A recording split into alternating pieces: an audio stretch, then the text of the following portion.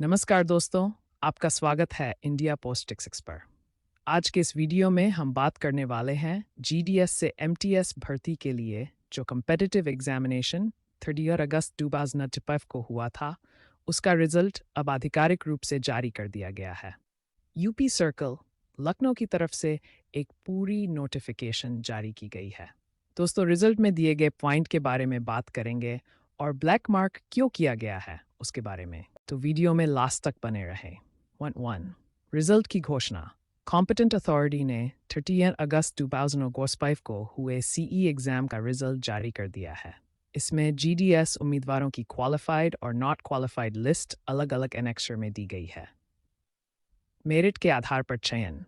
Directorate के पूर्व निर्देशों के अनुसार चयन पेपर आई के मार्क्स के मेरिट के आधार पर हुआ। इस बार की कट ऑफ इस प्रकार रही: UR 66 marks, EWS 62 marks, OBC 56 marks, SC 50 marks, ST qualified tie break equal marks. अगर दो कैंडिडेट्स के मार्क्स बराबर हैं तो टाई ब्रेक नियम लागू हुए हैं। डायरेक्टरेट की 2020 की गाइडलाइन के अनुसार प्रक्रिया अपनाई गई है। कैंडिडेट डिटेल्स की वेरिफिकेशन डिवीजन यूनिट के हेड्स को निर्देश दिए गए हैं कि कैंडिडेट के नाम, roll number, community category, eligibility, recruitment rules के अनुसार सबकी दोबारा जांच की जाए और अगर कोई कैंडिडेट रूल के अनुरूप न पाया गया तो उसका चयन रद्द किया जाएगा। गलत जानकारी पाए जाने पर चयन रद्द।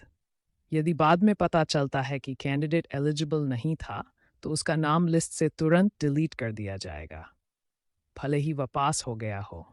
दोस्तों, मुख्य बात, जिन कैंडिडेट्स का division allotment SC, ST, OBC, EWS का प्रोविजनल सिलेक्शन, उन्होंने अपनी कास्ट ईडब्ल्यूएस सर्टिफिकेट वेरिफिकेशन 1 महीने के अंदर जमा कराना होगा। प्रोविजनल पोस्टिंग का मतलब है पोस्ट अलॉट हो गई है लेकिन फाइनल नहीं है। पहले कैंडिडेट के caste category EWS certificates verify होंगे। दोस्तों, सबसे ज़रूरी बात, रिजल्ट में जिनका नाम दिखाई नहीं दे रहा और ब्लॉक मार्क लगा हुआ है, यानी अभी उनकी डॉक्यूमेंट्स वेरिफिकेशन पैडिंग में है। ये वेरिफिकेशन डिवीज़न में फॉर्म डिपॉजिट करने के बाद डिवीज़न को करनी थी, लेकिन डिवीज़न की लापरवाही के कारण बहुत सारे सिलेक्टेड कैंडिडेट्स को इस समस्या का सामना करना पड़ रहा है।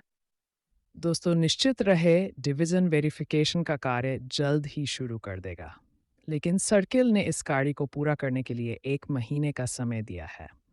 लेकिन अभी कितना समय लगेगा ये निश्चित नहीं है। इसके लिए दोस्तों सभी अपने डिवीजन के B2 बाबू के संपर्क में रहे, जिससे समय अनुसार आपको जानकारी मिलती रहे। और यदि कोई कैंडिडेट OMR शीट की कॉपी चाहता है तो वह RTI के माध्यम से प्राप्त कर सकता है। 25 पर कॉपी प्लस 10 एप्लीकेशन फ़ी। अगर आप भी GDS, MTS, पोस्टमैन, PASA या किसी भी डिपार्टमेंटल एग्जाम की जानकारी सबसे पहले पाना चाहते हैं तो चैनल को सब्सक्राइब करें और वीडियो को लाइक और शेयर ज़रूर करें। धन्यवाद।